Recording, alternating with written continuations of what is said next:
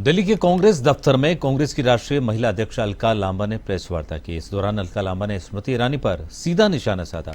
महिला अध्यक्ष ने देश की महिला और बाल विकास मंत्री पर अपने सरकार की रिपोर्ट कार्ड और काम जनता के सामने रखने की बात कही।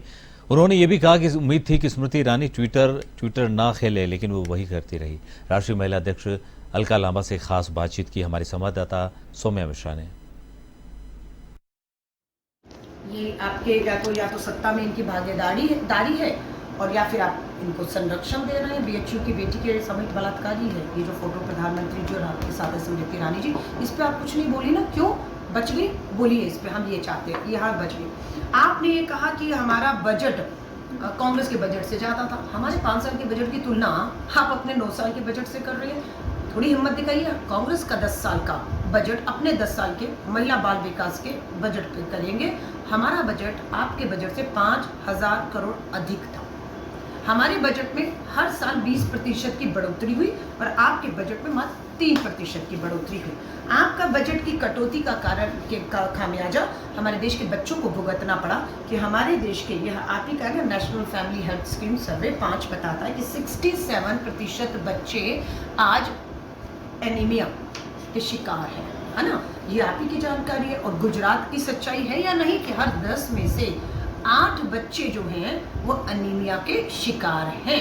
आपके पास फंड है तो वो खर्च क्यों नहीं हो रहा? अगर खर्च हो रहा है तो फिर ये स्थिति और हालात क्यों अभी तक बने हुए, हम पूछना चाहते हैं। स्मृति ईरानी जी ने आंगनवाड़ी आशा वर्कर बहनों को लेकर कहा कि हमने इन्हें 50 लाख रुपए का जीवन बीमा दिया है, जिनकी कोरोना में सेवा के दौरान मौत हुई है। जब हमने आपसे संसद में 22 जनवरी 2022 को पूछा, स्मृति ईरानी जी कितनी आशा वर्कर बहनें और आंगनवाड़ी बहनें कोरोना में सेवा देते हुए शहीद हुई, उनका नाम आंकड़ा जानकारी, आपने तो कहा था हमारे पास कोई आंकड़ा कोई जानकारी है ही नहीं। तो जीवन बीमा 50 लाख का किसको दिया आपने? उसकी जानकारी देश के सामने आनी चाहिए या नहीं? संसद में तो आपने मना कर दिया था ना। मगर भाजपा तो साफ तौर पे ये बात कह रही है कि कांग्रेस इन चीजों में उलझाने का प्रयास कर रही है, क्योंकि उन्हें पता है कि आने वाले लोकसभा चुनाव में बीजेपी 400 सीटों से जीतने वाली है। वहीं अमेठी पे भी लगातार कह रहे हैं कि अमेठी की सीट पर इसीलिए नहीं उतर रहे राहुल गांधी क्योंकि उन्हें भाजपा का डर।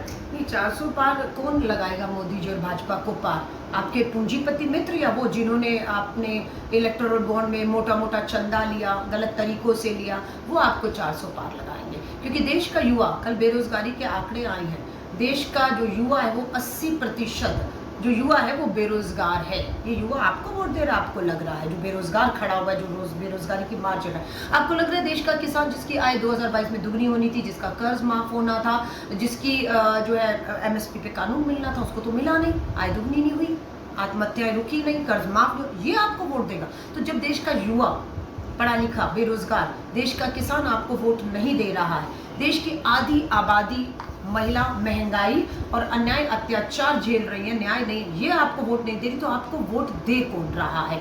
कैसे आप 400 का आंकड़ा पार करने का दावा करते हैं? ये देश जानना चाहता है। बीजेपी का कहना है कि पिछले दिनों जिस तरीके से सुप्रिया श्रीनियत के आईडी से पोस्ट किया जाता है कंगना रनौत को लेकर कुछ आपत्तिजनक शब्द, वो ऐसे ही नहीं हो जाता है और कहीं ना कहीं उस पर कहाँ जांच के कोई रिजल्ट क्यों नहीं सामने आ रहे हैं, ये सवाल उठ रहा है बार बार। देखिए उन्होंने क्या कहा इस पे कार्रवाई और जांच, उन्होंने क्या कहा, किसने क्या किया? कोई जांच कोई कार्रवाई नहीं किया, जघन्य अपराध किया।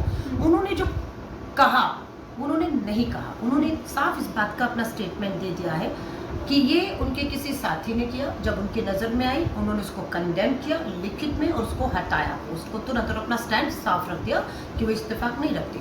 अगर वो ये कहती ये ट्वीट उनका है, वो आज भी उसी बात पे स्टैंड करती है और उस पर अपने आप को जारी रखती, तो स्वाभाविक है आप कुछ एक्शन की उम्मीद करते। जब उन्होंने अपने बयान दे दिया कि वो बिल्कुल इसको कंडेम करती हैं, वो इसका साथ नहीं देती, उन्होंने हटाया, उसके बाद कार्रवाई की बात बनती नहीं है ना, क्योंकि उन्होंने किया ही नहीं है।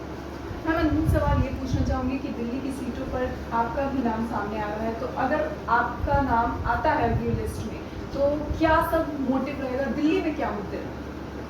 देखिए दिल्ली का मैं फिर कहूँगी, 4 साल की बच्ची का बलात्कार 4 दिन पहले हुआ। 4 साल की बच्ची क्या होती है ना? महिलाओं के लिए सुरक्षित जगह नहीं है, अपराध चरम पर है दिल्ली के अंदर। और दिल्ली का जो विकास है, भाजपा के सातों सांसद रहे ना, 6 की टिकट आपको काटनी पड़ी, क्यों? क्योंकि सर्वे ये कह रहा था कि लोग बहुत नाराज हैं, ये सातों ने कोई काम 10 सालों में नहीं किया, ये हारने जा रहे हैं, इसलिए आपको उनकी टिकट काटनी पड़ी। जब उन्होंने काम नहीं किया तो सरकार क्या काम करेगी? सरकार तो इन्हीं से बनती है, यही काम करते हैं सरकार। तो स्वाभाविक है लोग दिल्ली में एक बड़ा बदलाव 7 सीटों पे करने जा रहे हैं और 7 सीटों पर दिल्ली के अंदर इंडिया अलायंस के उम्मीदवार जीतेंगे। तो ये थी हमारे साथ कांग्रेस की राष्ट्रीय महिला अध्यक्ष अलका लांबा जी। कैमरा जर्नलिस्ट तनवीर के साथ मैं सौम्या मिश्रा।